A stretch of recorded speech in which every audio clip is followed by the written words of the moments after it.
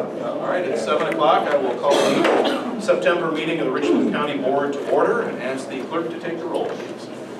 Carroll. Here. Miller. Here. Brewer. Here. Kramer. Here. McKee. Here. Hendricks. Here. Manning. Here. Gill. Here. Glassberger. Here. Harwick. Here. Woodhouse. Here. Turk. Here. Cosgrove. Cosgrove. Did you drop off? Okay. Is he not here for roll? Okay. Frank. Here. Severson. Present. Williamson. Here. Cooley. Here. Fleming. Here. Brookins. Here. McGuire. Here. You have a one. Pastor Randy Satters is here to do the invocation for us tonight. Ask you to please stand.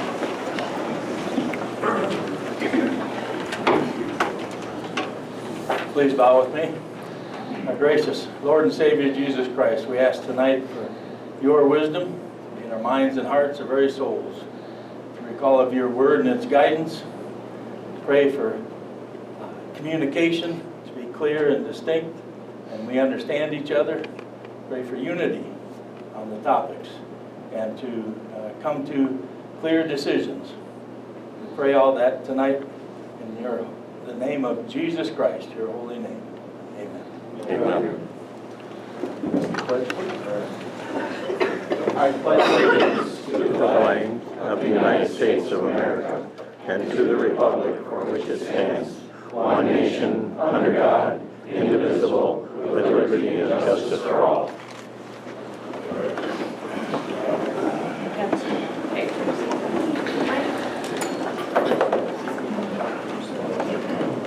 Are we in compliance with the open meetings law, Mr. Clerk? Yes. Chair took the meeting, probably knows. Very good.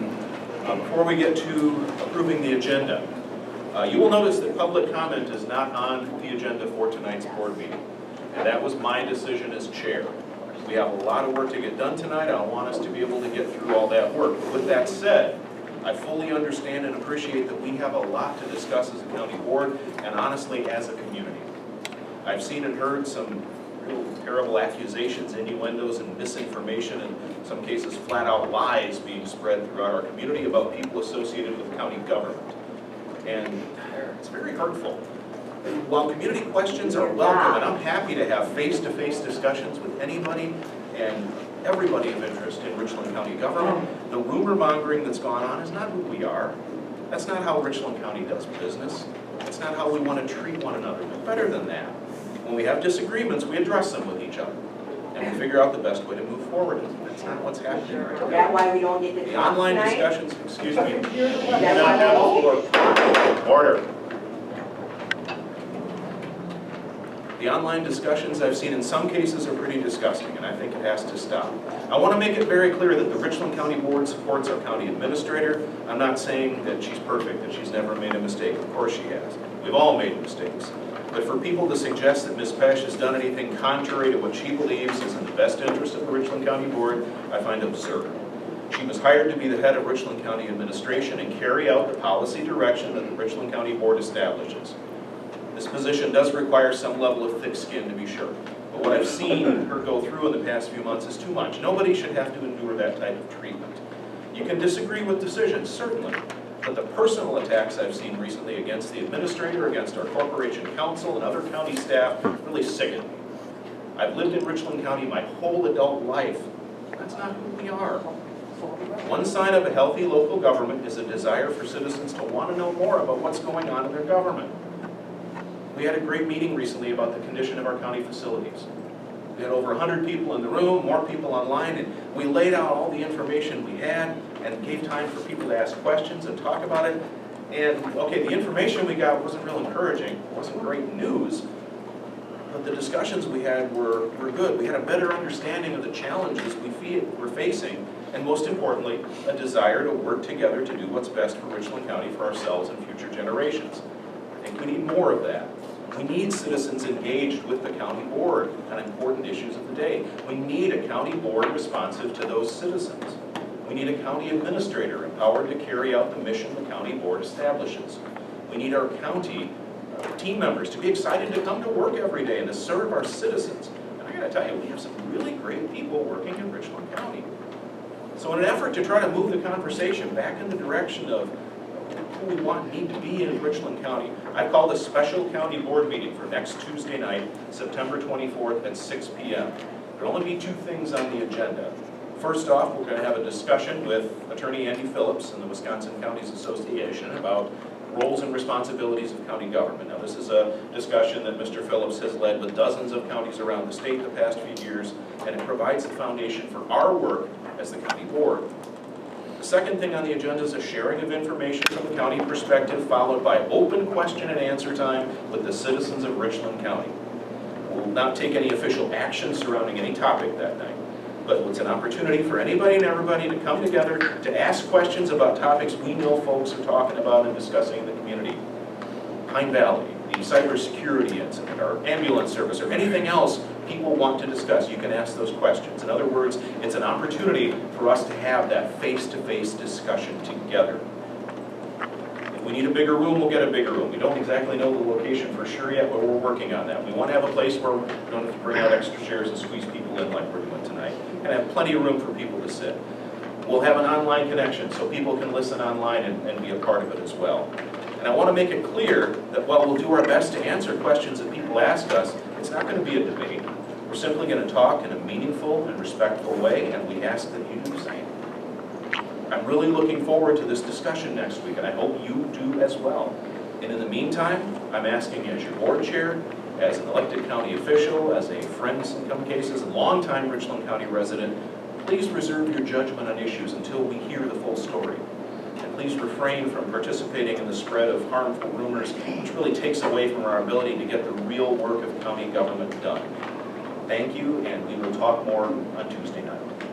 Before we get to approving the agenda, I know Candace has a statement she wants to share. We've got a little bit more information about the data breach. We want to make sure everybody has a chance to hear. Okay, so first and foremost, I would like to address the cyber incident that affected our county and many residents. Let me start by sharing the facts, which are, last October, we detected an unauthorized access to our network referred to as a network disruption. As soon as we discovered the network disruption, we enacted our security protocols and contacted our third-party forensic experts and federal law enforcement. We also launched a comprehensive investigation to determine the nature and scope of the incident that was just completed last month. Throughout this unfortunate incident, we've diligently followed cybersecurity best practices and the advice of our outside legal counsel. I, like you, have read the comments, the conspiracy theories circulating online, and I want to address all of these with all of you tonight. Cyber incidents are far too common occurrence here in the United States and across the globe. Identity Theft Resource Center reported in July that the number of people affected by data security incidents in the first half of 2024 increased 490% compared to the first half of 2023. As many of you have told me, the letter you received from the county was one of several you've received this month alone. And believe me, I've talked to a lot of people over the past 3 days. Even as corporations, nonprofits, and governments work around the clock to mitigate cybercrime, this is our unfortunate reality. As those of you who have led or worked for businesses that have experienced a cyber incident likely know, it unfortunately takes time to determine who was affected and how best to contact them. Our extensive forensic and manual document review was time-intensive. We began the notifications as soon as we completed this investigation. There was no delay in our notification process. I also want to make clear that we have no evidence that any of your information has been used for identity theft or financial fraud as a result of this incident. However, out of an abundance of caution, we recommend that you take the steps to protect yourself against identity fraud, including placing a fraud alert or security freeze on your credit files, obtaining free credit reports, and remaining vigilant in viewing financial account statements and credit reports for fraudulent or irregular activity on a regular basis. Richland County will provide that complimentary credit monitoring for those whose Social Security numbers have been affected as determined by our investigation. I want to assure you that data security is of the utmost importance to Richland County, and we are committed to protecting the information you all entrust to us. We continue to monitor our systems for any unusual activity and are investigating ways to further enhance our online security. We have also implemented any and all recommendations as made by the cybersecurity experts who have handled this investigation. On a personal level, I would like to remind you all that we are a community. This is divisive, and this hateful online rhetoric, as well as misinformation being shared with the media, is disappointing and unacceptable. We cannot move forward if a small number of individuals continue to spread misinformation that only polarizes this community and fosters an environment of hostility and division. We are better than this. I understand the sensitivity of this situation, and we have heard and completely understand your concerns. As Richland County representatives, we hold ourselves to the highest standard of integrity, and we want only what is best for our neighbors, and I sincerely hope you all do too. Richland County is a special place. It has a very bright future, a future that everyone at this table is working very hard to move towards. And I'm a firm believer that we are stronger together. So, if any of you have questions about this incident, please do not take everything that you are seeing on social media as fact. But instead, reach out directly to us here at the county. You can contact me by calling 608-649-3001. And as I stated, over the past 3 days, I have had many people come into my office, many phone calls, and I can tell you that those conversations have all been very pleasant, and people have been very understanding once they were able to speak with me and I've been able to explain the situation. So again, I encourage anyone to come in and have that chat. I'm more than willing to do so. So returning to our agenda, item number 6 is to approve the agenda. Board members, do I have a motion to approve the agenda? Motion to approve. Motion by Brewer, second by Kramer. Thank you. All those in favor say aye. Aye. Anyone opposed? All right, our agenda is approved. Thank you. You should also have the minutes from our August 20th meeting. Anybody have questions, comments, corrections on the August 20th county board minutes? Hearing none, the chair declares those minutes to be approved. Item number 8, ordinance relating to a parcel belonging to Kenneth Cook in the town of Dayton. This will be ordinance number 24-14, amendment number 603 to the Richland County zoning ordinance number 5. The following described 10-acre parcel belonging to Kenneth Cook in the town of Dayton is hereby rezoned from Ag Forestry to Ag Residential District. This ordinance shall be effective September 17, 2024. It is being offered to you by the Natural Resources Standing Committee on August 26 of 2024. We have a motion to approve this ordinance. Motion by Manning, for a second by Mr. Gill. And discussion. I can speak to this. Yes, please. This petition is property that was recently purchased, about 10 acres. It's currently zoned Ag Forestry. They want to change that to Ag Residential. It's a first step to potentially build a home there. If they did build a home, it would be in the center of the property.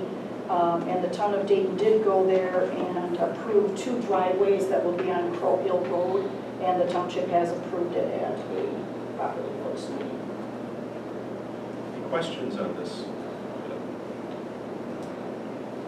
Hearing none. All those in favor say aye. Aye. Anyone opposed?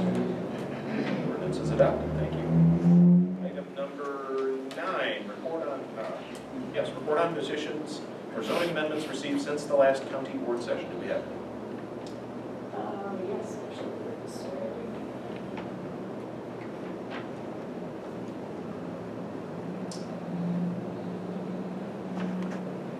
there are some upcoming petitions from William and Amy Twining, Rowan Whipperford, and Aaron Walls. There may be more if other people get their information in, but those are the three that we currently have. And a report on rezoning petitions recommended for denial. None. None at this time, thank you. All right, we'll move on to item number 11, which is reports. Item A, legislative update from the office of Congressman Derek Van Orden. And Molly is here with us, welcome back. Wherever you want to stand, you're fine.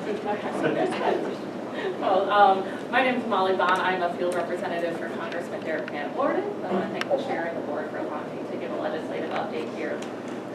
We are a constituent service first office.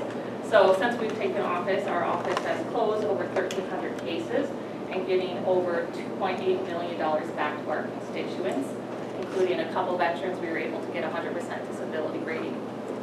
We secured over $26 million in community project funding, including PFAS filtration, road upgrades, upgrading equipment for first responders. So if anyone is having problems with a federal agency, please reach out to our office as we might be able to assist. We announced our 2025 community project funding requests. It was highly competitive and we were able to get 13 of those projects written into appropriations bills, including the Village of Viola's well replacement project for over $1.3 million was placed in appropriation bills, so we're hoping that gets passed. Since taking on office, Congressman Van Orden has introduced or co-sponsored over 300 bills, with nearly 70% of those being bipartisan bills supported. So himself, he personally introduced 30 pieces of legislation, and 8 of those have passed out of the House. On the Agriculture Committee, Congressman Van Orden voted in support of the House Agriculture's advancement of the Farm Bill, which included 5 policies introduced or co-sponsored by Congressman Derek Van Orden. It also protects SNAP and food assistance programs. The SNAP provisions maintain the cost of living adjustments to account for inflation. We are just now waiting for the Senate Agriculture Committee to release their bill text to finalize the Farm Bill. On the Veterans Affairs Committee, as a retired Navy SEAL, he understands the unique issues facing our veterans and has worked on many pieces of legislation. Last week, he introduced a resolution to commemorate the 125th anniversary of the Veterans of Foreign Wars, aka the VFW. He also introduced legislation to support education for veterans, including increased financial support for veterans in apprenticeships or on-the-job training programs. The NDAA passed the House that included his Tax Promotion Act and ensuring military access to higher education. Lastly, he has been working hard to protect the Social Security and Medicare benefits. In August, Congressman Van Orden co-sponsored the Senior Citizens Tax Elimination Act, which would repeal the inclusion of any Social Security or Tier 1 railroad retirement benefits in gross income for income tax purposes. He also co-sponsored the Social Security Fairness Act of 2023, which ensures seniors are not having their Social Security cut just because they also receive a pension. So Congressman Van Orden's been working hard. Again, we're a constituent service first office, so if you're having any issue with a federal agency, please reach out, or if you want to share your comment or opinion, please reach out to our office. Thank you. Item B on reports is County Administrator's report. Okay, so first up, as the chair referenced, we held our meeting with our facility assessment results. And so we're not going to go through the entire packet, but the packet is uploaded here for you to review. We will be scheduling a campus reconfiguration committee meeting in the near future to discuss this and some more in-depth information, and then we will begin the hard work of deciding what it is we're going to do. There's a lot there, a lot there. So, so please, when you have time, take a look at that, peruse it, and if you have any specific questions that you would like to know or get answers to, I can absolutely reach out to Venture and let them know what you would like to know. The next item that I would like to discuss is the budget, actually. And in order to do that, you each have a packet of information that's in front of you. And I thought this would require a little additional explanation. Angie, you want to come on up?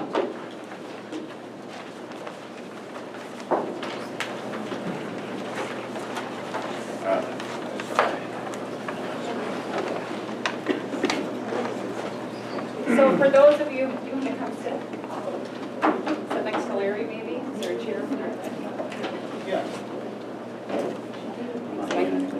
So for those of you who do not know, this is Angela Wall. She is our interim director out at Pine Valley.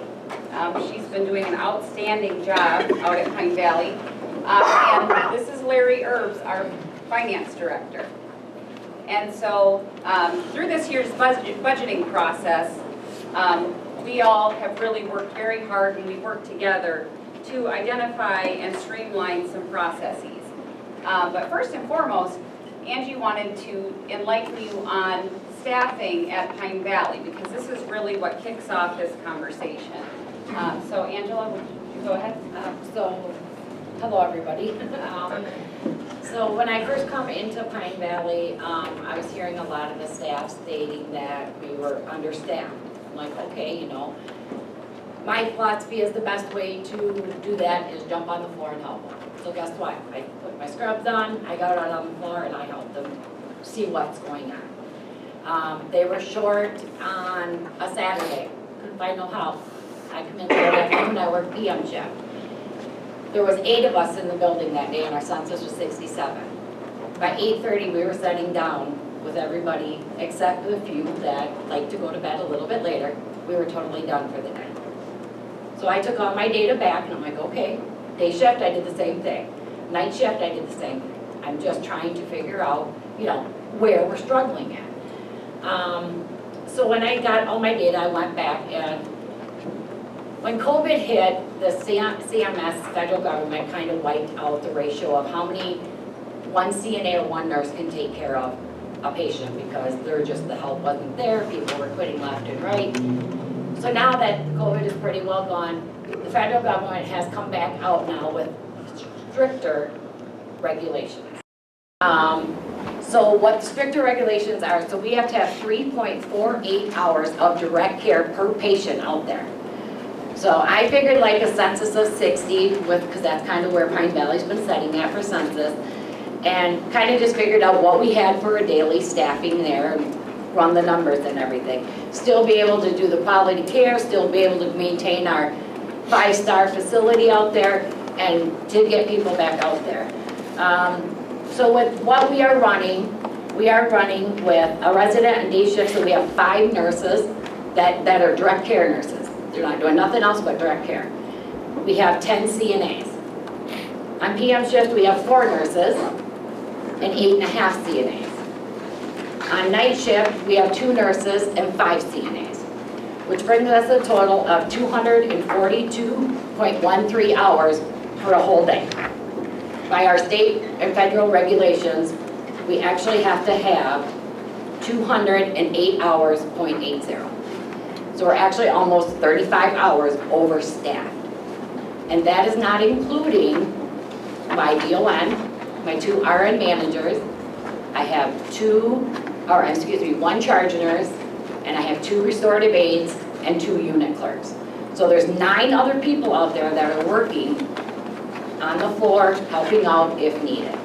When we did that whole total, it was 348 hours, I believe it was, when we added it all together. So almost 100 hours over every day out there. So I made this up. We have meetings out there every month with my staff because they have to have continuous education. So I brought this because I'm like, I'm gonna show them the data so they don't think I'm just running numbers and flying numbers on. So with that, it pretty much shows, so I also went and I called area facilities. I did like a 1-star, 2-star, and then a 3-star, but then I did 5-star facilities because that's what we are, just to make sure that, you know, how are they running. Most of the nurses, they're running 1 nurse to 20 residents. we're averaging 1 nurse to 14 residents. Our CNAs, most of them are averaging 1 CNA to every 10 residents. We're averaging 1 CNA to every 6.5 residents. So I took all this data to them and I said, guys, we're not overstaffed. We just got to figure out as a team how we can make sure everybody's up, everybody's getting their showers, everybody's getting fed. Because I know that it's been out and about that Pine Valley is cutting staff. We are not cutting any staff. I've actually just had 3 wonderful interviews with nurses today. I had another interview with a CNA on Monday. Everything comes back, these nurses and these CNAs will be joining us. So just so you guys know, we are not cutting any staff. Even with these numbers, I'm still not cutting any staff. We're keeping our staff out there. Because when we get to 80, fingers crossed, we're gonna need all this staff. Okay, perfect. So that was our jumping off point then in our budgeting process. We got to the number of staff we knew we kind of needed, we knew where we were at, and then we started looking at overtime and agency costs. And those were extremely large. So what we did was we went back and we looked at historical data. We looked at the census from 2020 to 2024 by month, and we looked at our historical employee numbers. So every month from 2020 to 2024, and determined those averages. We also then looked back at the last 5 years of labor costs. That is your annual salary, and we're on this page here with the graph for everybody. We're looking at your annual salary, the WRS contributions, the overtime, the bonuses, and then any of the FICA and the agency costs. And what was really startling was that between 2021 and 2022, our agency cost went from $42,701 annually to $416,028 annually, with no significant rise in residents and no significant decrease in staff. So that was a little alarming. And then in 2023, it went from $416,028 to $445,000. And again, no significant increase in census and no significant decrease in staff. We also noticed that overtime in 2021 was $425,000.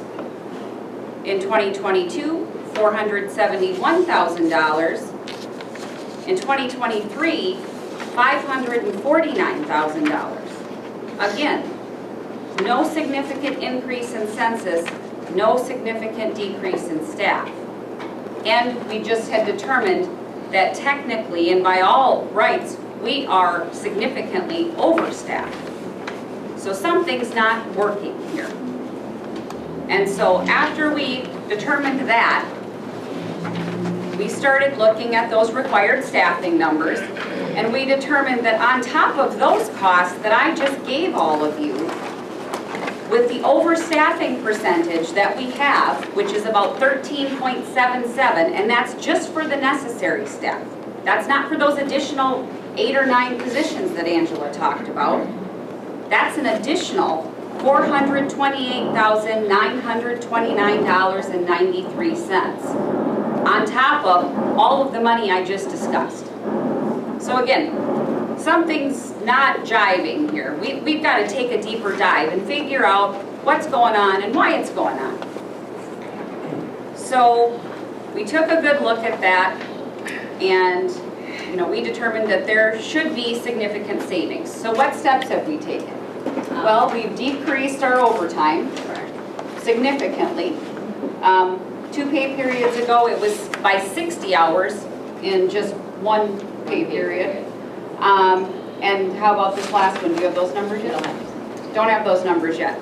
But our overtime year to date is significantly down, and we have completely eliminated all agency staffing. We're down to just 1 agency staff in the building that will be gone shortly.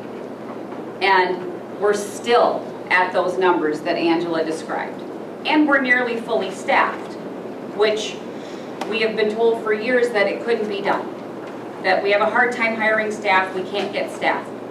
We haven't had a hard time hiring staff. In fact, we've got some really outstanding staff coming along that we're really excited about. So just to clear up some of those misconceptions and some of those rumors that are out there as well.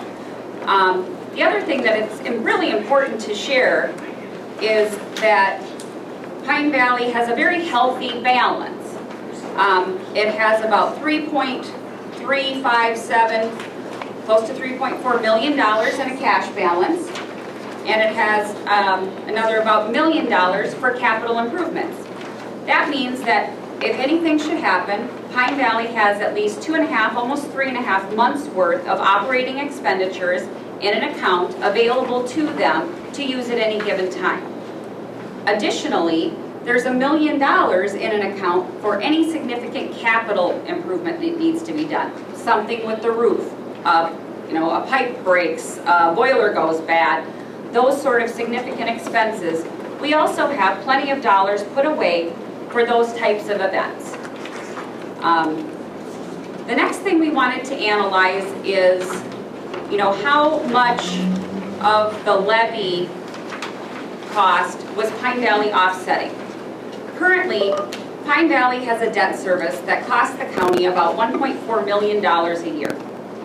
And annually, Pine Valley has given back money some years to offset that total balance of their debt service. There's also been a misconception that Pine Valley was making money for the county.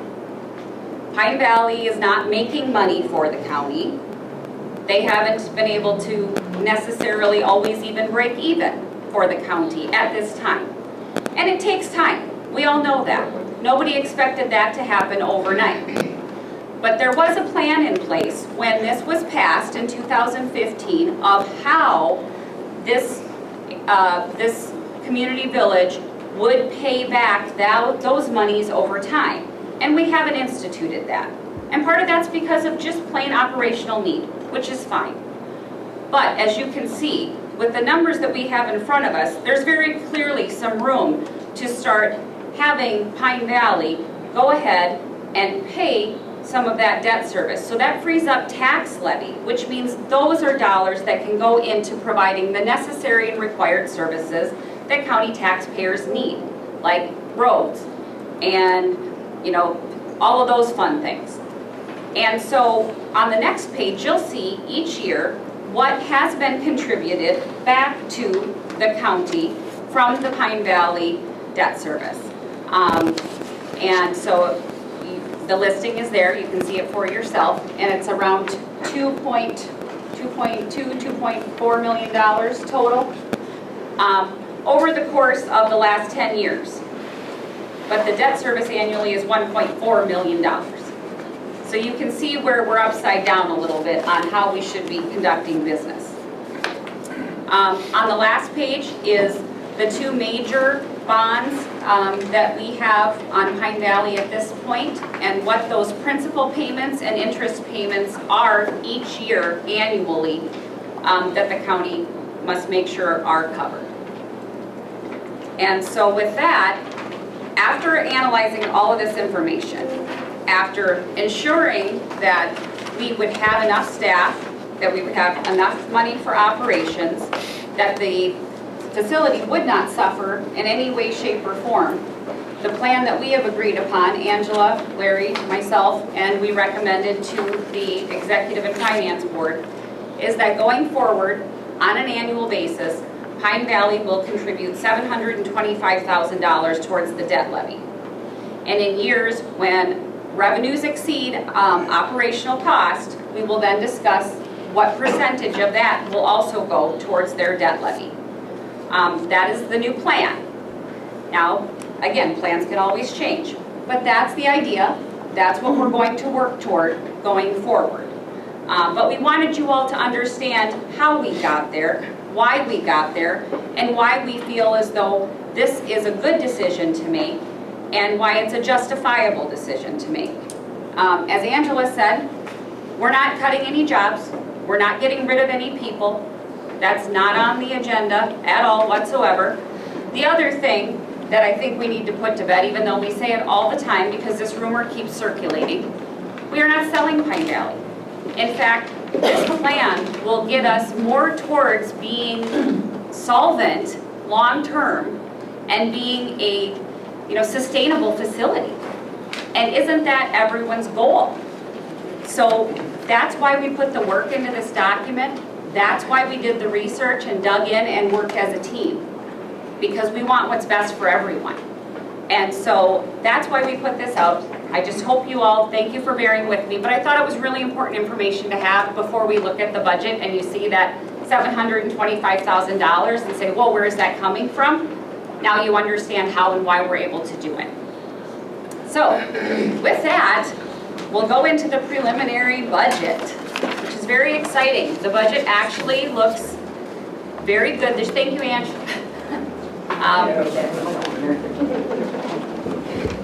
Question, Mr. McKee. On that, these numbers for nursing staff and stuff. Yep. Did that take into consideration the COVID years? Yes. 2021? Absolutely. It did. All the data came right out of Pine Valley. Yep. Okay. So, highlights for this year. On the first page there.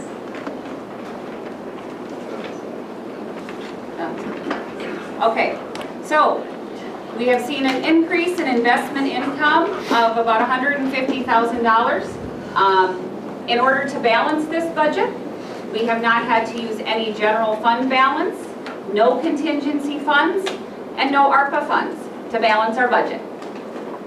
This does include a 5% wage pool to offset the wage study that's being done so that we can integrate it into the new scale.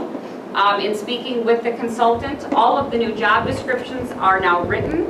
We will be distributing those in the next week and a half, and she will be coming on site to work with employees. Once that is done, we have an appeal process. After that, then we will kind of know where everybody is falling on the wage, but the new scale. But based on the market data, she felt very comfortable saying a 5% pool. That doesn't mean everyone's getting a 5% raise.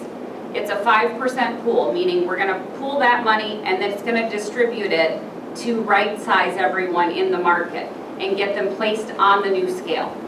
So she was comfortable with that 5%, so we built it in the budget to make sure that we can implement this new wage scale. We saw a reduction in our short-term borrowing for capital improvement projects this year. We took the time to audit our prior capital expenditures and found that there were several projects that hadn't been done. We had borrowed money for them and they hadn't been completed yet. And so we kind of told everybody, spend your money, get your projects done, or it's going back into the general fund. And so we were able to reduce a lot of our borrowing this year down to that $600,000 level that you'll see later. And it had been historically $1.1 to $1.2 million. And each year we've been putting away, since I started anyway, so I guess it's only 1 year, $300,000. We have another $300,000 put in the budget this year for capital expenditures. We're hoping to build that fund up so that each year, rather than borrowing, we have the money here and we can utilize it and carry out our capital planning needs. And that'll take time. And then we also have decided this year, Larry explored doing short-term borrowing with a local bank instead of doing the bonding as we had done it before.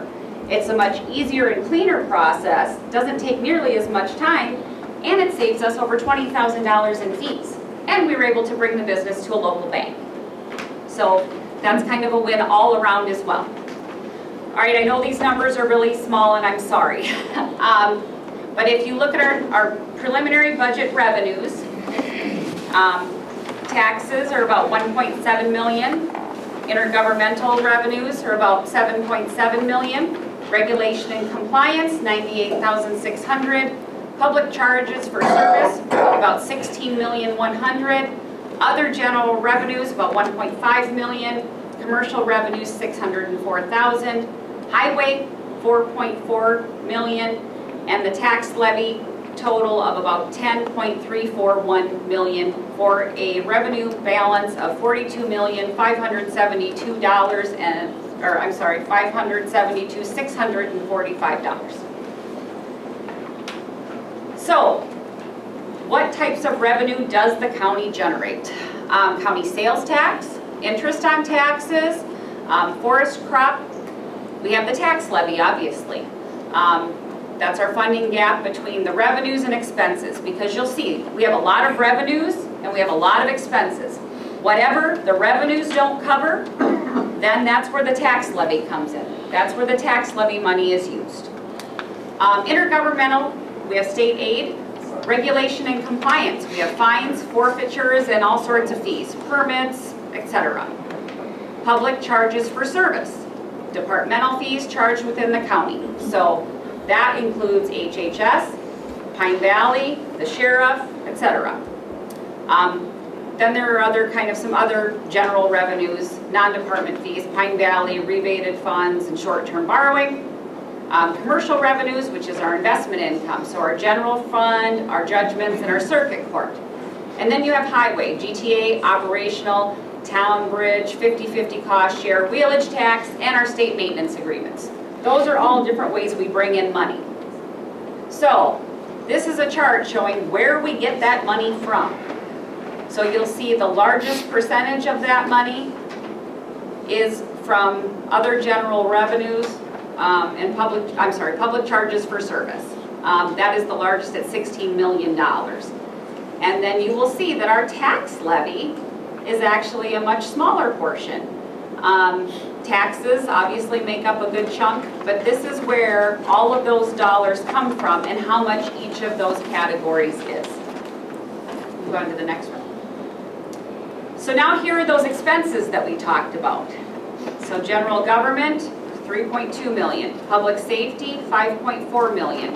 Health and social services, which includes Pine Valley and all of its operations, 21 million. Transportation, about 36,000. Highway, about 6.1 million. Culture, 379,000. Libraries, everyone wants to know what culture is, it's libraries. Public areas, 621,000, special education, natural resources, on down to our capital projects of $1.2 million. And you will see that number matches the revenues at $42,574,645. We have a balanced budget. So that's a beautiful thing. That's always our goal. Okay? What type of expenses do we have? We have general government, general administration expenses. We have public safety expenses. We have the sheriff, we have the ambulance, emergency services, animal control, local emergency planning commission, all of those things. Health and social services in Pine Valley, child support, veterans. We have an airport, for those of you who don't know that we own an airport. Highway administration, we've got bridge construction, we've got town bridge cost share, equipment, maintenance agreements with the state, culture, libraries, and the fair. I forgot the fair. That is also part of our culture. Public areas, we have all the snowmobile trails, we've got some county parks, some community forests, and of course our Richland Center. And then special education, we have extension. We have our local extension office. For natural resources, we have land conservation, wildlife damage management, nursery, recycling, and the watershed. County planning, we've got zoning, failing septic systems, development, we have economic development. We only put a little bit away for that, but we're working towards working with the city more on some of those types of projects. Debt service, we have those debt service payments, they're out there. And then we have our capital projects, which are our large projects that we plan each year. A lot of those, the spending is almost the same every single year for very specific items. Trucks at the highway are one of those things. Cars for the sheriff's office are another one of those things. Those are our larger purchases that we know are coming year over year, that we're planning for. So here you will see that our preliminary budget expenses, you can see that, obviously the community services is a large portion of that. Again, we have Pine Valley in there. And then from there, you see that the pie gets smaller. And this is just a reflection of all those amounts you just saw in pie graph form. So, how much debt does the county have? So here is our debt service summary. These are all of the varying debts that we have.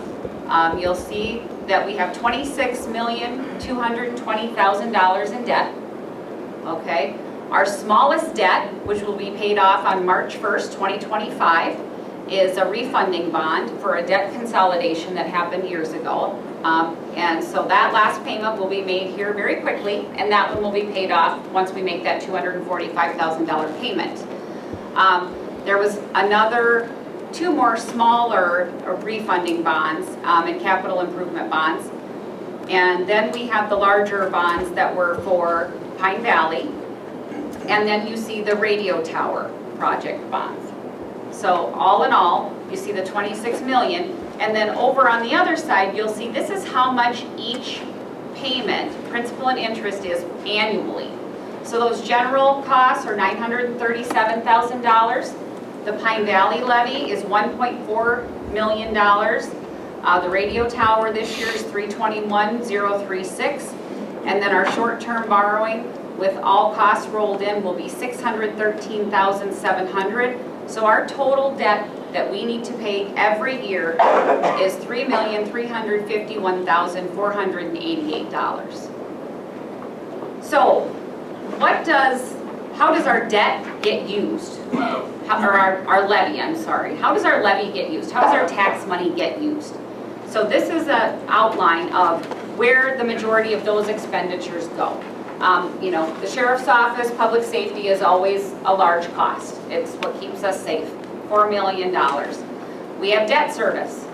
That is the next highest cost that the county has at $3.351 million. Highway, $1.663,500 has been the same for how long, Josh? Long time. Long time. Highway doesn't cost us much because they have the ability to generate a lot of revenue. So we're very lucky that way, that we don't have those huge levies for our highway shop, because Josh does a great job of going out and getting that. This is another gold star department, our Health and Human Services department. There's a big misconception out there that Health and Human Services takes up all of our levy. Not true. Almost all operations in Health and Human Services outside of that $994,000, everything else is funded by state and federal funds. So our community benefits immensely. Remember that $21 million number. That's Pine Valley and Health and Human Services. $994,498. That's it out of our tax levy. Very impressive. They work very hard and they do an outstanding job to provide services for our citizens and cost so little. And all the other departments, well, they don't make any money. That's just how it works. Those departments that can make money, they offset some of those costs so that the rest of us can function. In the administration office, I never will make you any money. I'll find it. I found a lot of money. And looking through all of these different bank records, and Larry and I and Derek working through some of that, we found money, but we'll never make it. And that's the reality of some of our offices. There's no money to be made, but there are services that must be provided. They are statutorily required services, and that is how our county functions. So, our preliminary gross levy. This is how, and this is very small, and unless you have an iPad, you're not going to be able to see it. But this is how much of each department takes of that levy, and this is 2024 and 2025 side by side. So you can see which departments went up in levy and which departments went down in levy. Because some departments didn't need as much money this year. Some departments generated more revenues. Some departments didn't get as many grants or things like that. So each year those numbers fluctuate. So this is a reflection of where all that money went this year and how it all got divided up. And this is the net levy. So this is the amount of money that actually comes out of your taxes, right? This is all the tax money we collect. And so this year, it'll be $6.7 million. And so all of that is in this final number here, and this is which percentage or which amount comes from each department out of that levy. So with that, once this budget is done, that is with us putting money away for economic development, and we are putting money away for capital improvements again this year, even though we have, balanced the budget, which is very, very exciting. That means we had money left over by the time we were done, and we were able to put money away for the future, and that is the goal. That is how we become solvent. That is how we become better situated to be able to pay as we go and not have to take out loans. So we're really working towards building those dollars up and moving the county forward. The one thing I will say about this is the sheriff has asked for an additional position, and so that is not in this budget. What will happen if the sheriff is awarded that position, the budget will be affected by about $36,000 initially. And then there are some additional costs that will come with that down the road. And Larry, do you have those numbers? Yes, well, the difference between adding a patrolman and not adding a patrolman after we take into consideration the cuts that the sheriff was willing to do is about $36,278 is the difference. And then there's an estimated one-time cost, squad car, prep, new radio, taser, things like that, of about $79,000. And then we got an estimated annual additional cost that maybe not in the budget of about $10,000. Correct. And Sheriff, would you like to say a few words on that? Yeah, so to talk on the additional costs a little bit, it's going to be, the position is going to serve primarily a court security function, but it is going to cover a patrol function as well. So up front, we wouldn't be buying an additional squad car for the position. We're just going to hold back one of our older cars for a while. But at some point, that car will need to be replaced. So yes, down the road, there are some additional costs that are going to be associated with it. So to talk about the position, the position is actually on the books already. It's been on the books for quite some time. Through a retirement in 2009, it was unfunded in 2010. So we've had the position on the books unfunded since 2010. I've come back quite a few times probably now in the last few years and asked for it back. Initially asking for it back as a patrol function. Our needs have changed greatly, and what we need the position for is to cover court security. So currently, my patrol staff is split into 2 rotations. One rotation is one person short. So with this additional position, we will add that, buffer up that other rotation that's short, and then Monday through Friday, we will have one of those day shift positions will be a court security person. If it's their weekend to work the weekend, they're going to be an additional buffer on patrol. So historically, Friday through Sunday are our busiest days to cover calls. So hence the need for the extra position on the weekends as well. So instead of just making it a straight court security position Monday through Friday, we're just going to buffer patrol and then use one of those day shift cars that we're going to have as court security and still have that extra coverage on the weekends. So like we talked about, the cost, the budgetary increase is about $36,000 difference between the two budgets that I presented, Candace and Larry. So we have made some trims here and there through our budget discussions and narrowed that gap a little bit, but that's about as narrow as I can make it. So just to talk a little bit about this, I said the position was unfunded in 2010. Since 2010, our call volumes have been up, to give a total from 2010 to now, we're up 29% for call volume. There's some old numbers that I used to throw around. 2010 to 2019, we were up 20%. Looking at 2019 to 2023, we're up another 11%. But because there's some ebb and flow in there, if you look at it all the way across, we're up 29% from 2010 to 2023.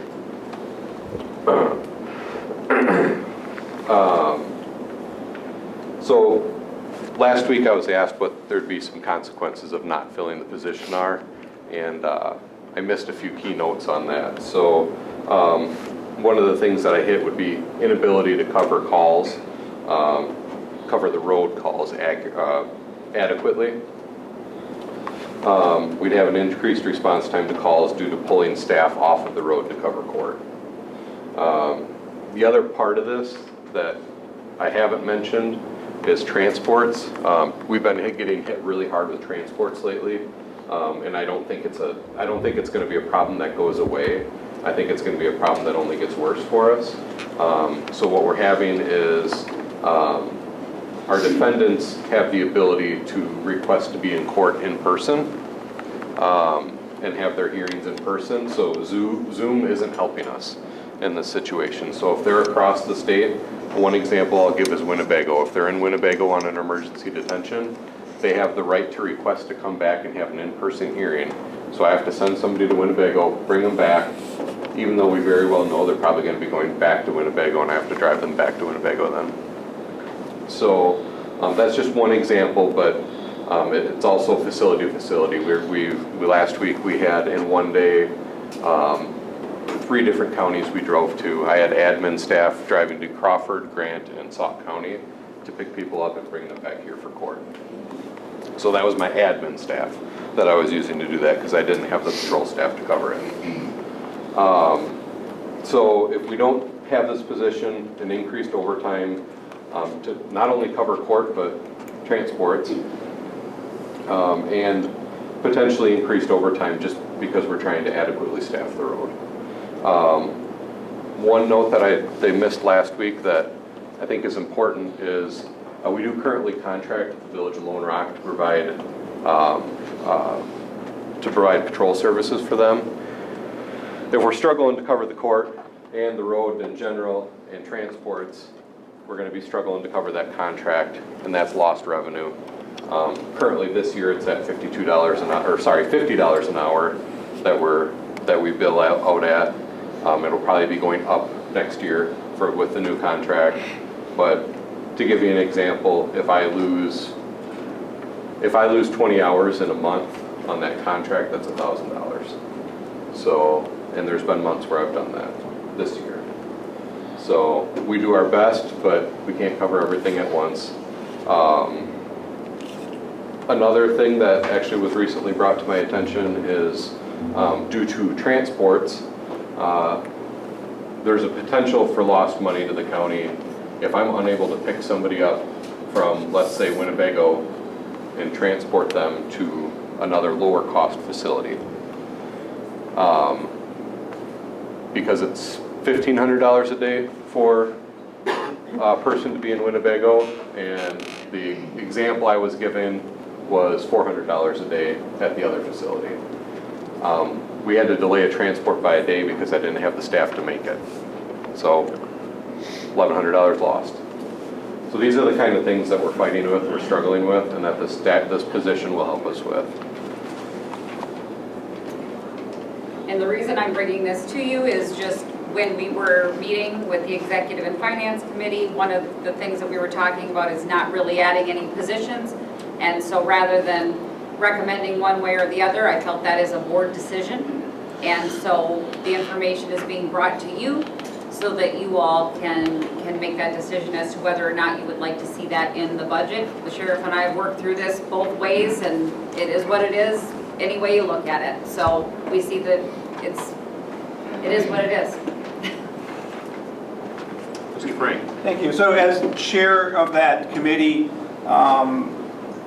the courts are in favor of this also. Having the extra position, having someone in court on a regular, consistent basis that sometimes doesn't have to be called there. No, there's a hearing, then you have to wait to get the officer there, is going to make things far more efficient. I guess my question back is, where do we find the $36,278? Within a budget of 42 million. Can we come up with $36,278 to support the courts, to support law enforcement. I understand there's the other cost, there's the car, I understand those things. I think that's a small item at this point, with everything that's been going on with the courts and the needed security here at the courthouse.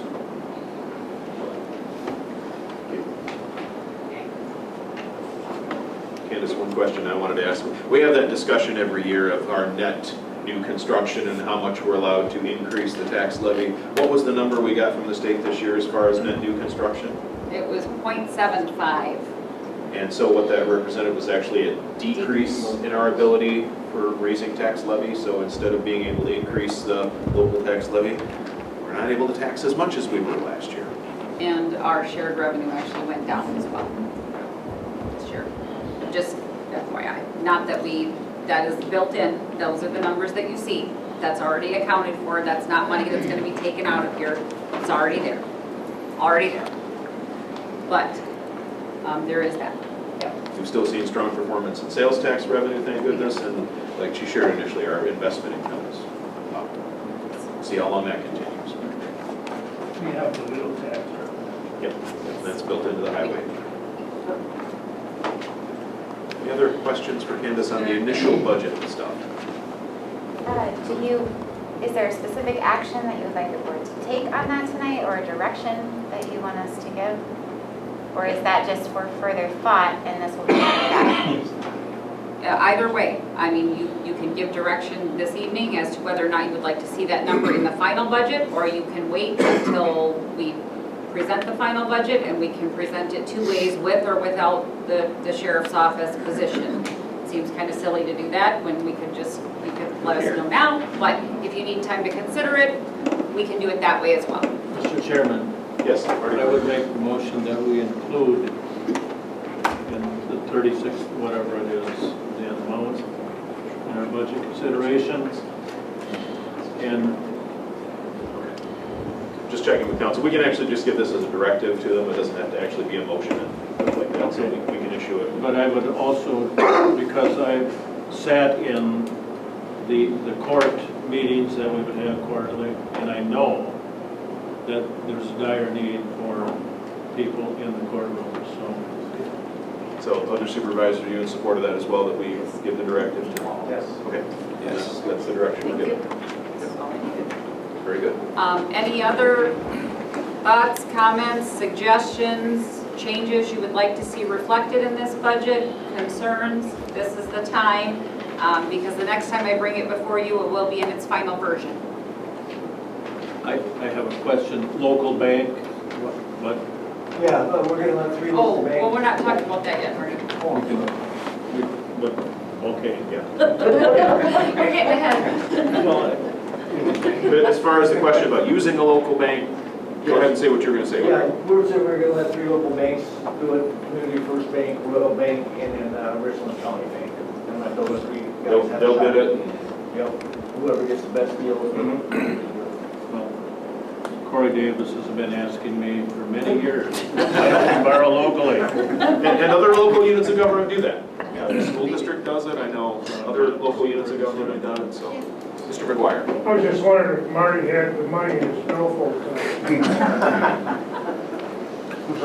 I think Marty would rule that out of order. That's what he said. Oh. Any other budget questions? Again, this is just the preliminary report. We'll get the final version coming before us in the month of October. So not that far away. Thank you. Yes.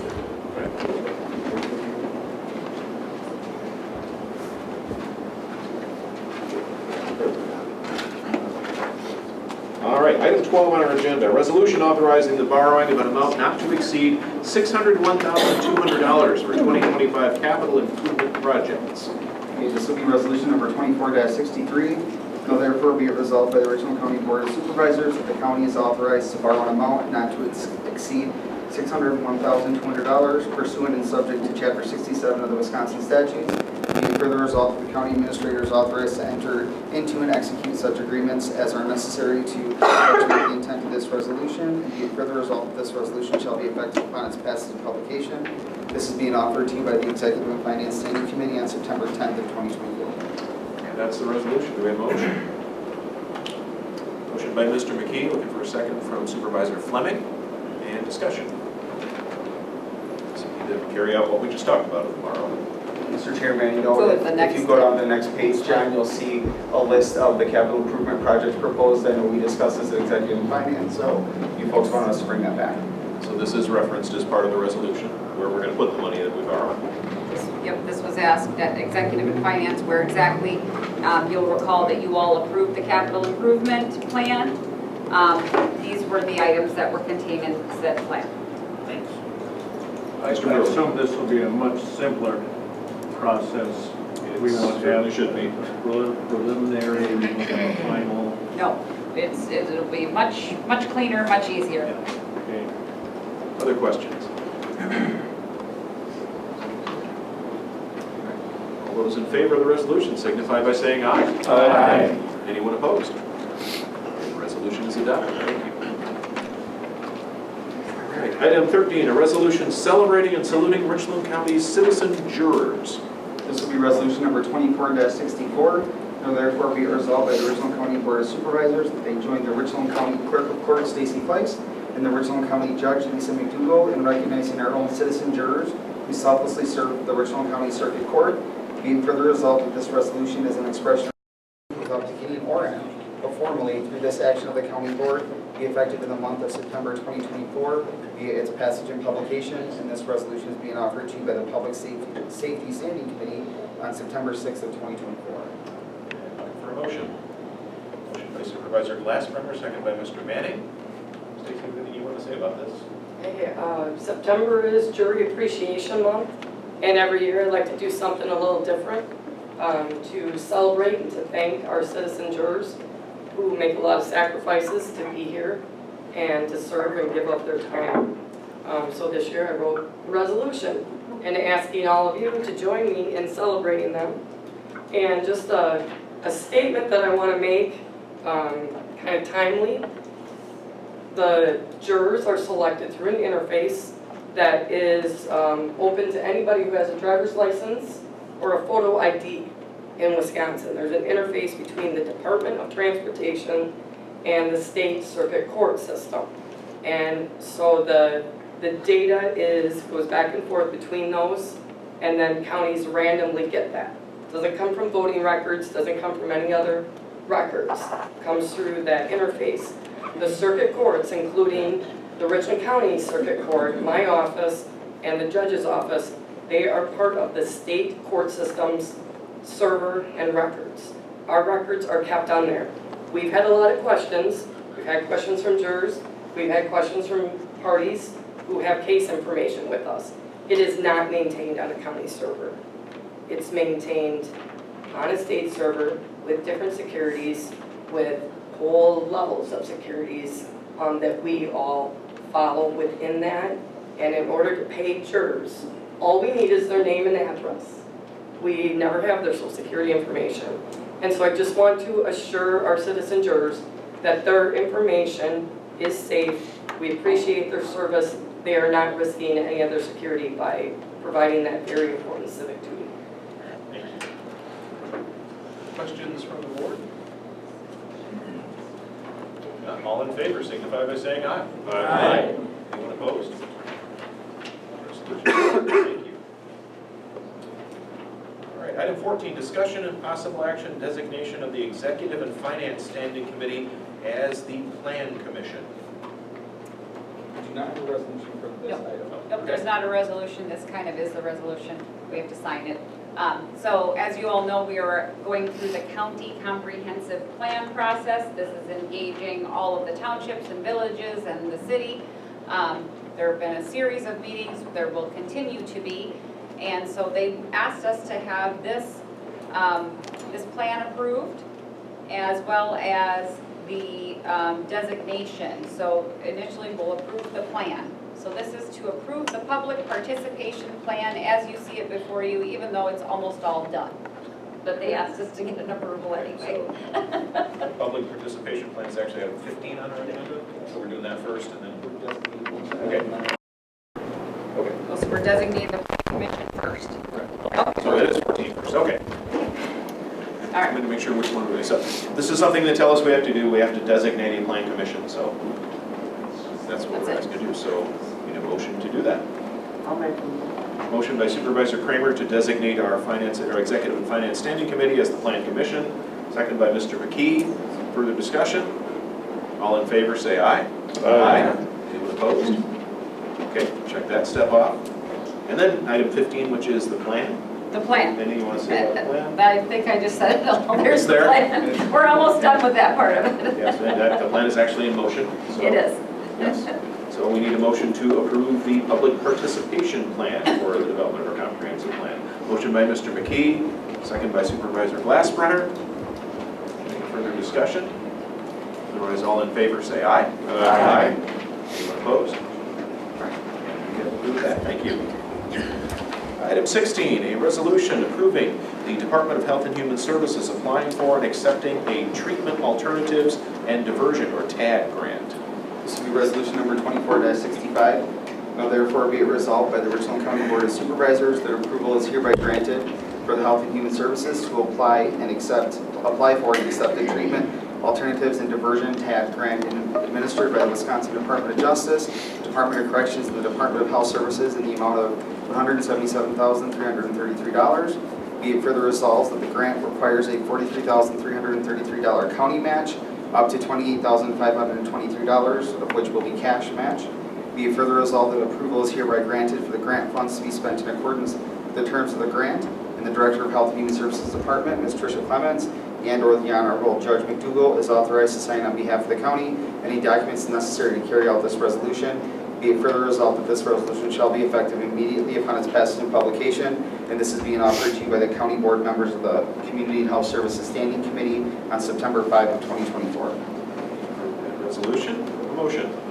Motion by Supervisor Kramer, second by Supervisor Harwick. And discussion. So this is a grant that we've had for several years. It is housed in our office, but between us and the judge, we oversee the program. This does provide a great service to the community and is an alternative to incarceration for our individuals who do have drug or alcohol issues. Discussion from the board? Supervisor Blankenship. So the county has a match, I'm assuming, is that already in the budget? Yes, it is. Yes. Other questions? Mr. McGuire. I didn't quite hear that number, the matching part of the grant, what was that first number you come up with? I didn't hear that. It is a $43,000. Sorry. No, you're fine. $43,333 county match, but of it, $28,523 will be cash.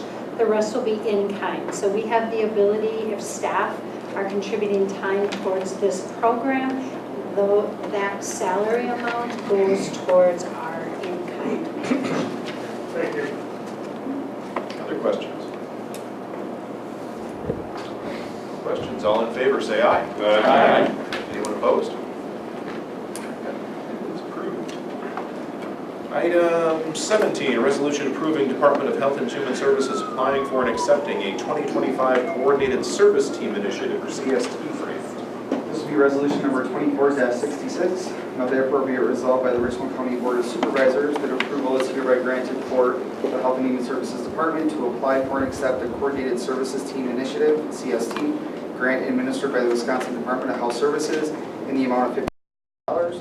Be it further resolved that the grant requires a $3,000 county match.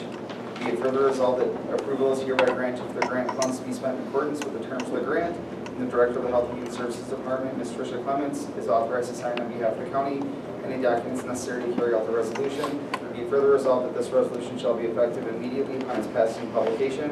And this is once again offered to you by the county board members of the Community and Health Services Standing Committee on September 5 of 2024. Resolution, do we have a motion? Motion by Supervisor Gill, second by Supervisor Williamson. Discussion. So this is a grant that we have the opportunity to request up to $60,000, and then it would be a cash match or a county match of $12,000. We have decreased significantly the amount because we just can't get this program to get off the ground. And so we're asking for a lower amount. We had discussions about eliminating the program. The state really came back and said we would strongly discourage you from doing that. Please take a smaller amount. So so that if the program does build in the future, we have the ability to get the total. Questions from the board? Questions, then all in favor, say aye. Aye. Anyone opposed? Resolution's adopted, thank you. Abstain. Take that up, please. Thank you.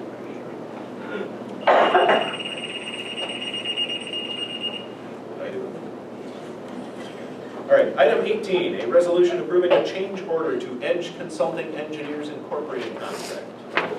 This will be resolution number 24-67. Now therefore be it resolved by the Richland County Board of Supervisors that approval is hereby given for a change order to the contract with Edge Consulting Engineers Inc. for Curacao. The following amount to $19,300 for necessary changes for change order 1A. Be it further resolved that the funding for this project shall be covered through the radio tower borrowed funds. Be it further resolved that the county administrator shall have authority to enter any necessary contract amendments with Edge Consulting Engineers Inc. of Curacao. And be it further resolved that this resolution shall be effective immediately upon its passing and publication. And this is being offered to you by the Executive and Finance Standing Committee on September 10th of 2024. The resolution, do I have a motion? Motion by Mr. Cooey, second by Mr. Manning. Any discussion? Mr. Brewer is Why did you vote against it, Mr. Carroll? At the time this was brought to the committee, we did not yet have copies of all the contract documents put on our iPads, and I did not want to approve it until I'd seen those documents. They've been put on there since then. Take it, now you're in favor. Thank you. Other questions? Mr. McGuire. Many times these change orders, especially for engineering firms, they require a percentage of profit for their initial consulting. I want to know what their percentage of profit is for the change order. We got that information. I can speak to that. Mr. Carroll, go ahead. When you look at their breakdown for the change order, basically they're showing those line items that were in their original scope taken out or added, and so it's got the same markups, but it was already a number we knew about, okay? In other words, if they said, if we need to do this survey for $1,000, and now we don't need to do it, it would take $1,000 off. They didn't change the markups or anything like that. It was broken down to the line item in their estimate to us. Does that make sense? Well, that doesn't quite answer my question, because what they made a determination that they no longer need a certain sort of engineering in the process. But now, many times those change orders have already, all the hard legwork has already been done on it. So when they come by, sometimes their profit is 10%, but the change orders come along and they're charging 15 or 20%. But these were tasks that were already identified in the original scope, so there was already a number associated with each of those items. Other questions?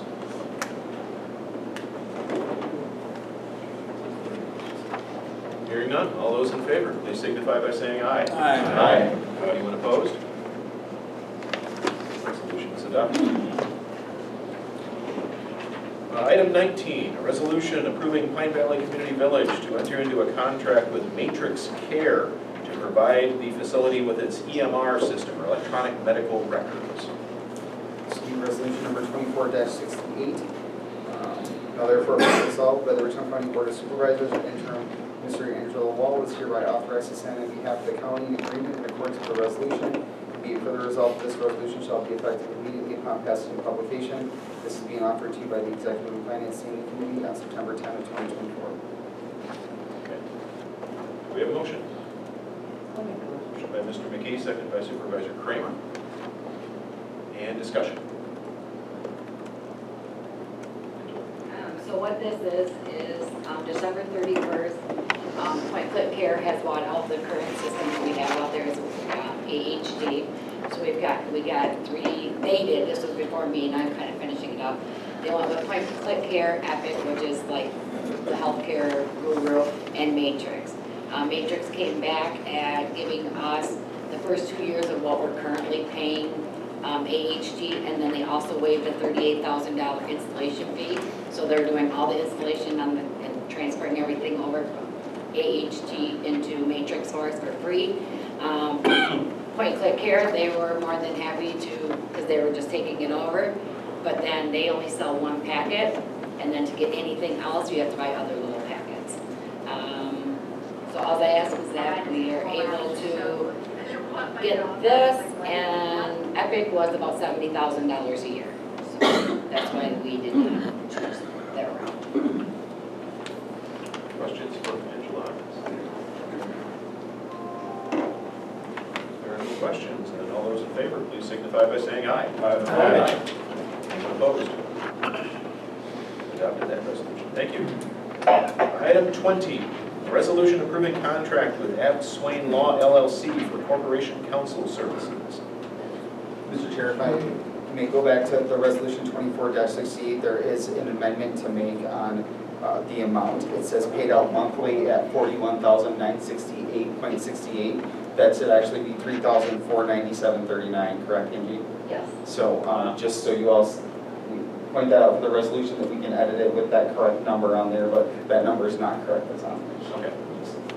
So is it the monthly number is 3,000, something you said? Yeah, the last number where it says 41,968. Oh, yeah, paid out monthly, all right. Yeah, that should be $3,497.39. So a typo, it was actually the yearly total that was expressed, not the monthly total, so we'll fix that, yeah.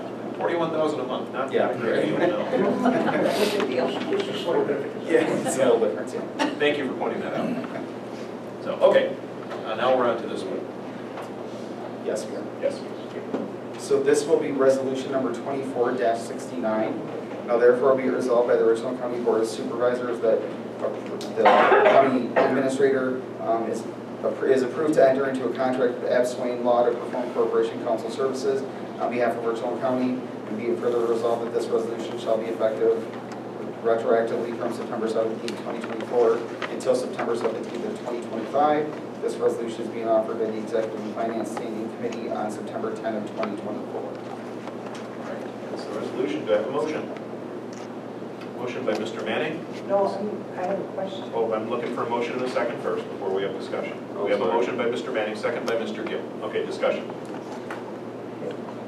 Ms. Hendricks, go ahead. I'm curious because I'm a new board member. I'm wondering why we only have one choice for this position. Renewing our contract. Is there anything beyond that? Not that I'm aware of. We're renewing our contract, so. Well, why wasn't there more options than just this one contract?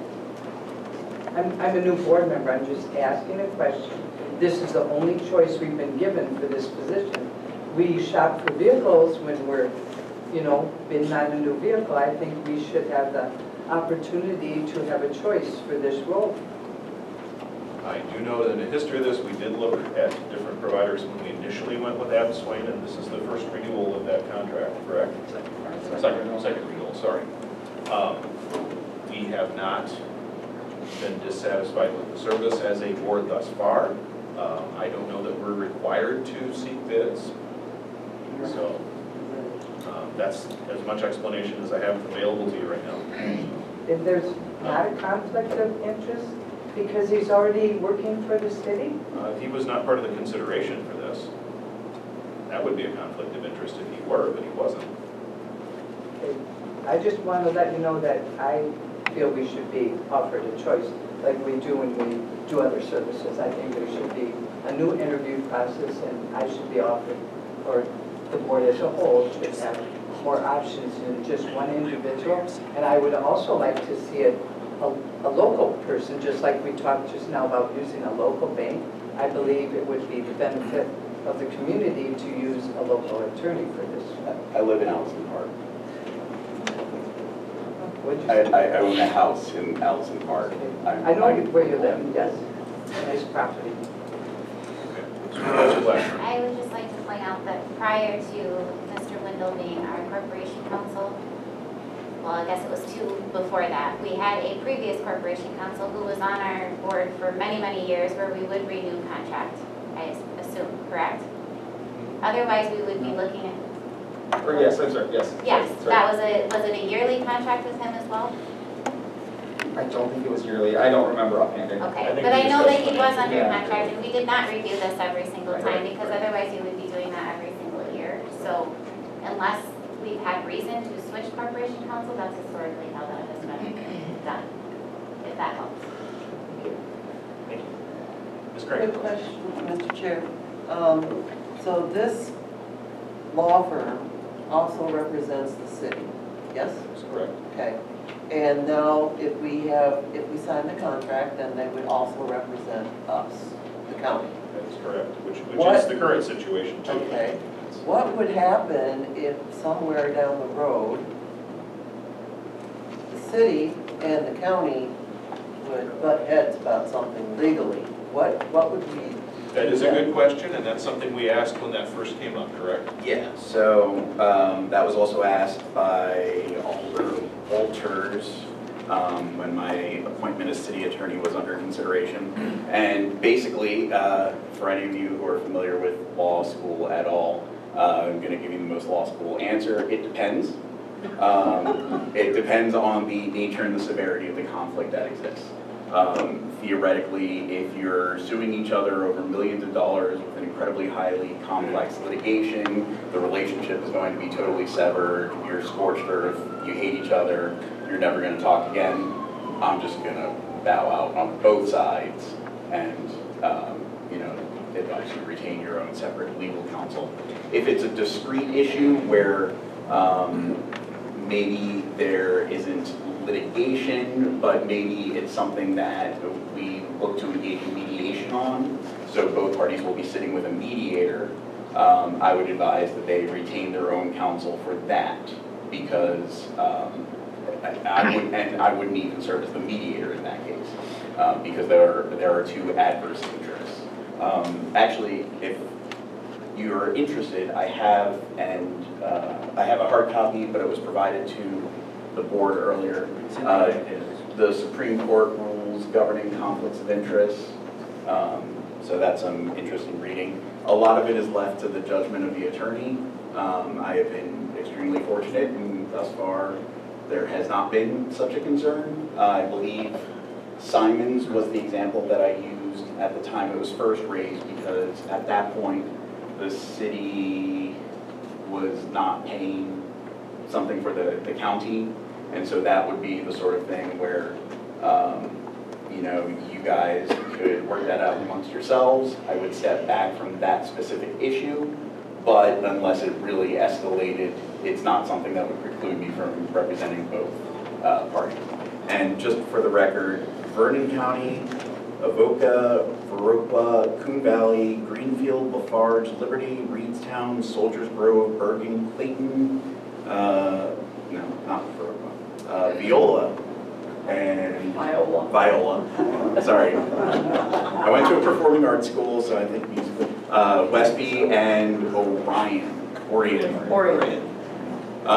Those are also the municipalities represented by our firm. So it's not just the county and the city. We are a municipally. Well, I'm just looking at Richland County versus Richland Center, because it has happened, like you said in the past, and if I was sitting in court, I wouldn't want one attorney to represent me and say my soon-to-be ex-husband.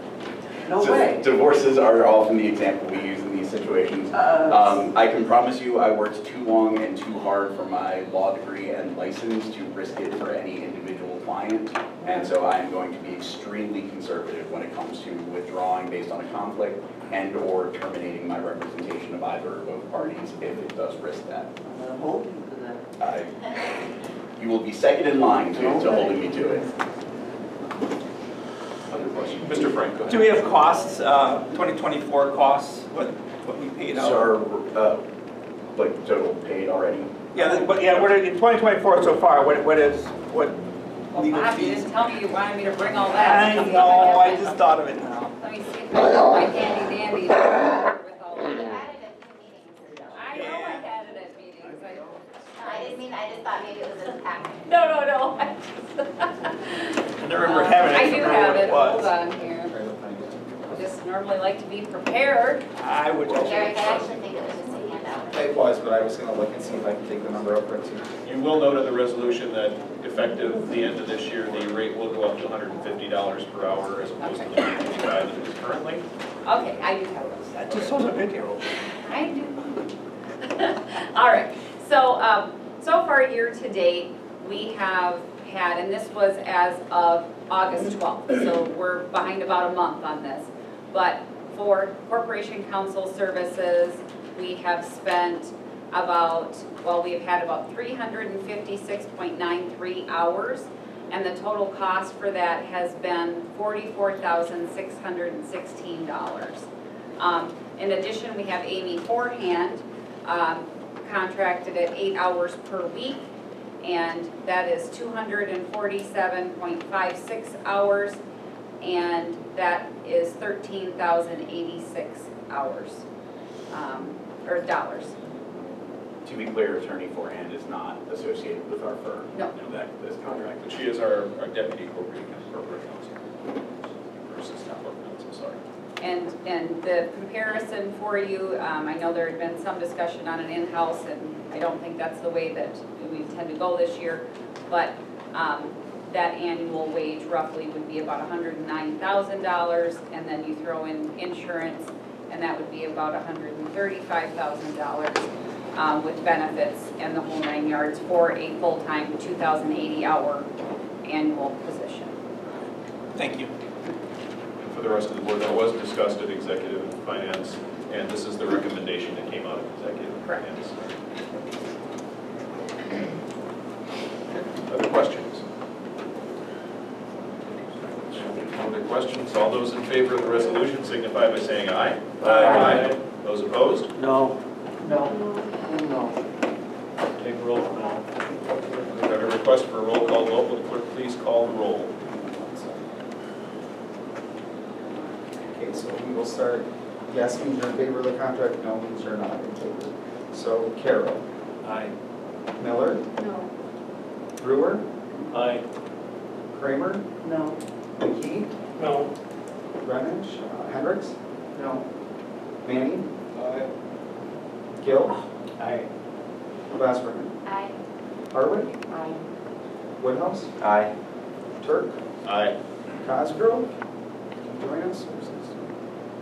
Okay, Frank. Aye. Severson. No. Williamson. Aye. Cooey. Aye. Fleming. Aye. Brookins. Aye. McGuire. No. Okay, you have 13 yes and 6 no. Resolution is adopted. Thank you. 21, a resolution declaring the Executive and Finance Standing Committee as the interim ethics board under County Ordinance 23-6. Okay, this will be resolution number 24-70. Now therefore be it resolved by the Richland County Board of Supervisors that the Executive and Finance Standing Committee shall serve as the interim ethics board under Ordinance 23-6 until further action by the board.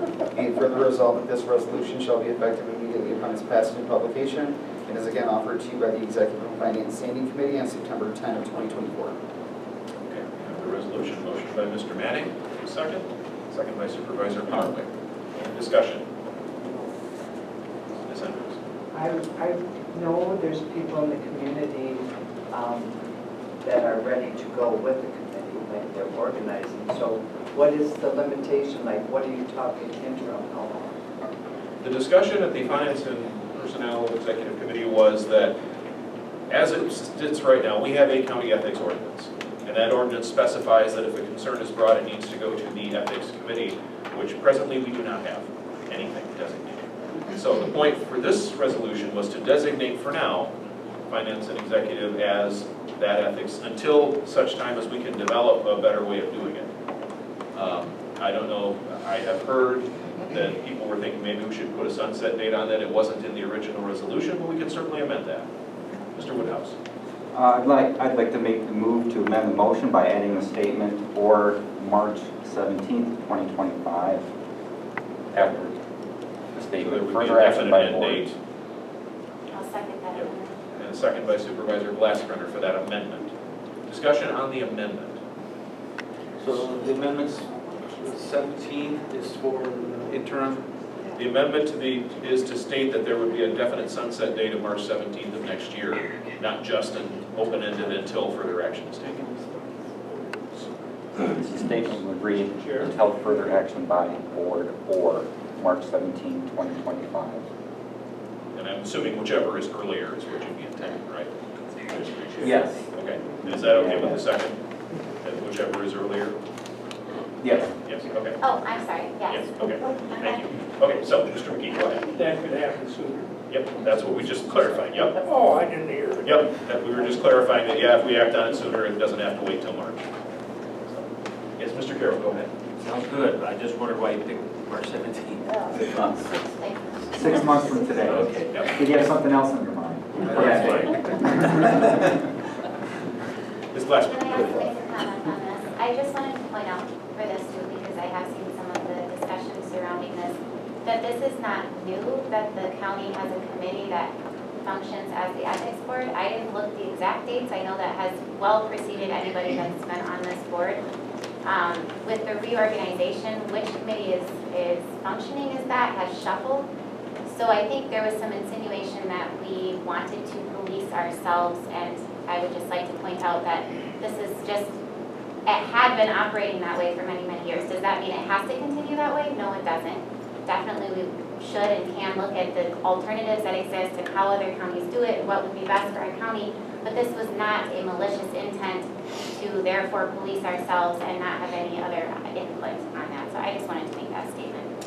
I can say for many years, having been on the board for a while, there was a committee called the Rules and Resolutions and Ethics Committee.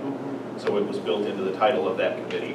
As we restructured, we had an ordinance that specified, yeah, it'll go to the Ethics Committee, but we forgot to include that title in something. So that's what we're trying to clean up here. And then absolutely moving forward, we can look at other and better ways to do this. Ms. Hendricks, go And ahead. why does it have to be that committee? Because there's other committees that can go on. Sure.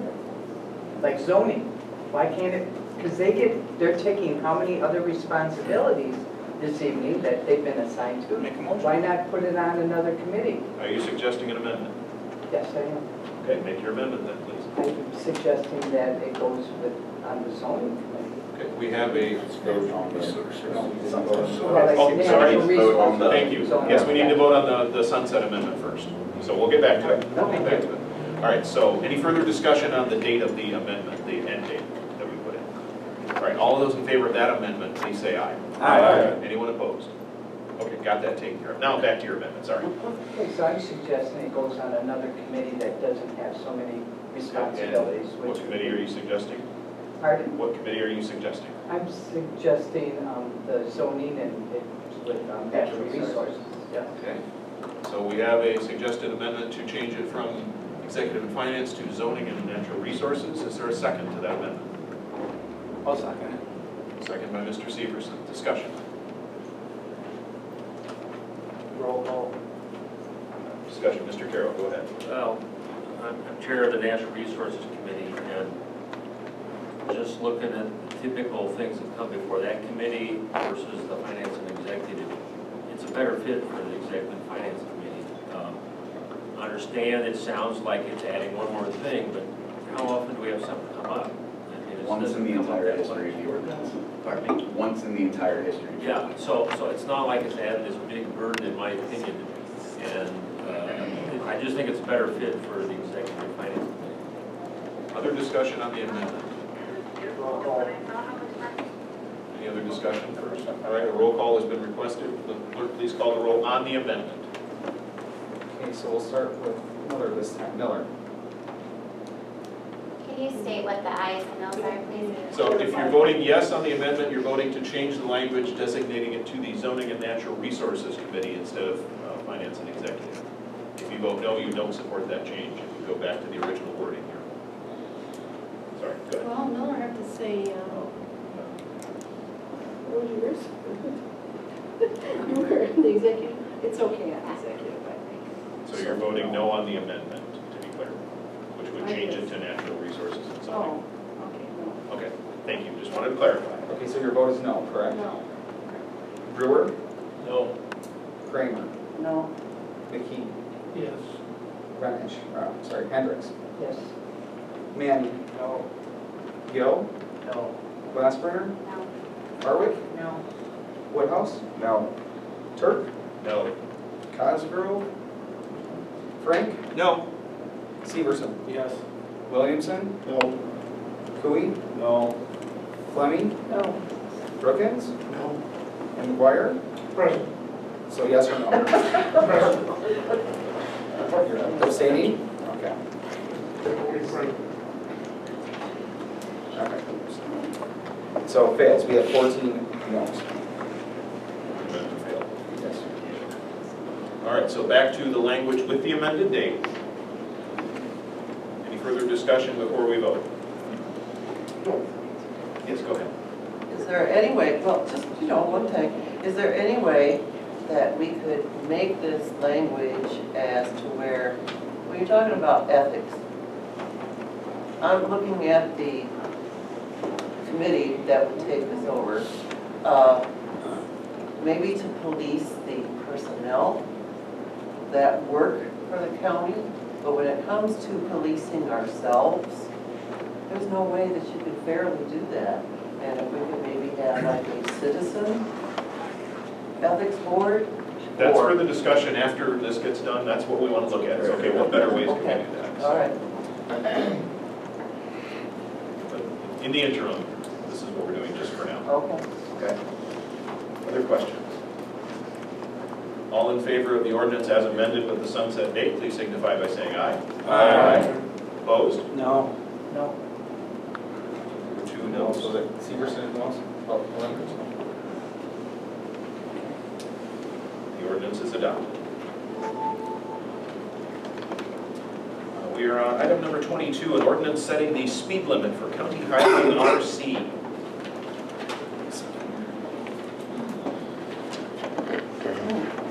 All right, this will be ordinance number 24-15.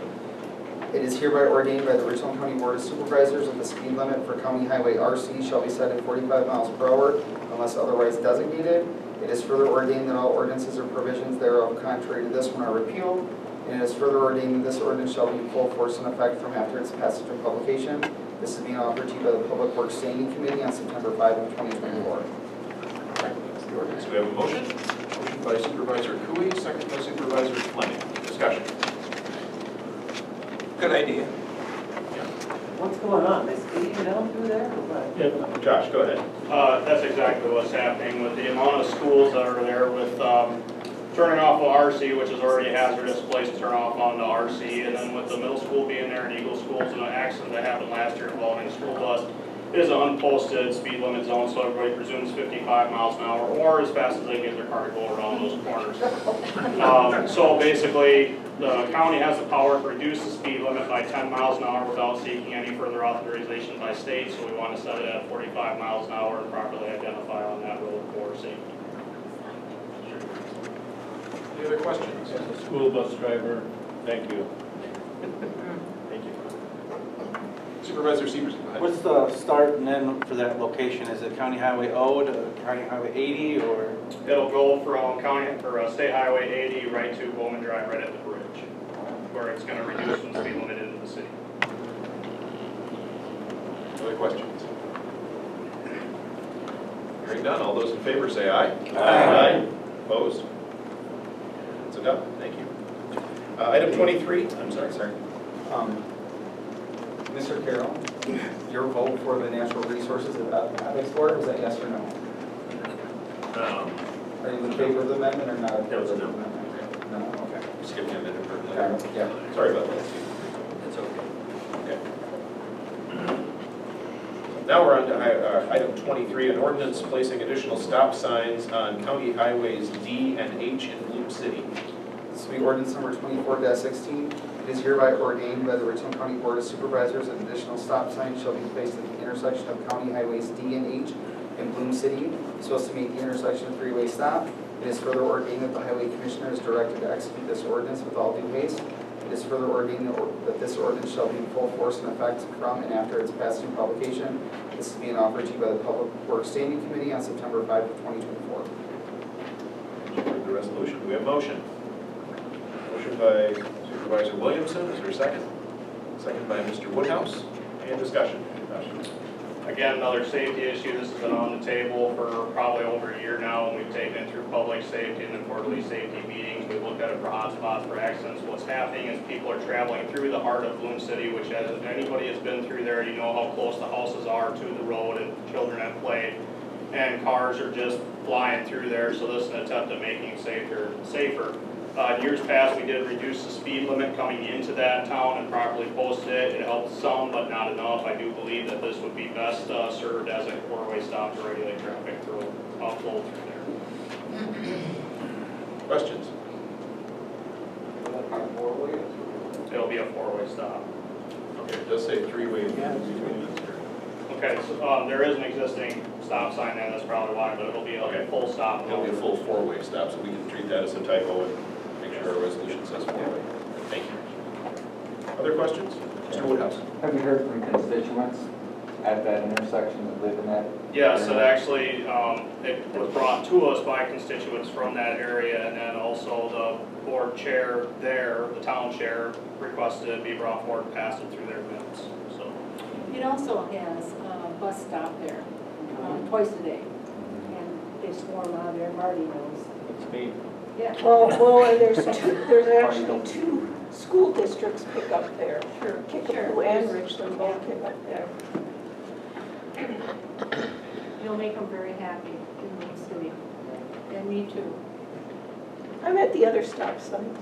Yeah, you are. We have two stop signs. I'm at one and you're at the other. It'll be enforced too. Any other questions on this? All those in favor signify by saying aye. Aye. Anyone opposed? All right, the ordinance is adopted. Thank you. Item 24, appointments to various boards, committees, and commissions. I think we have any time. Okay. 25, correspondence. Is there anything? None from the correspondence.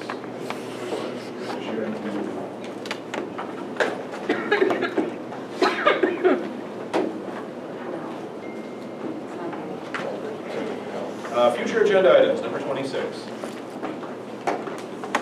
Any future agenda items they want to see? All right, item number 27. Motion to adjourn by Mr. Manning, second by Supervisor Fleming. All those in favor signify by saying aye. Aye. We are adjourned. Thank you. I look forward to seeing hopefully everybody in more Tuesday night next week. Thank you.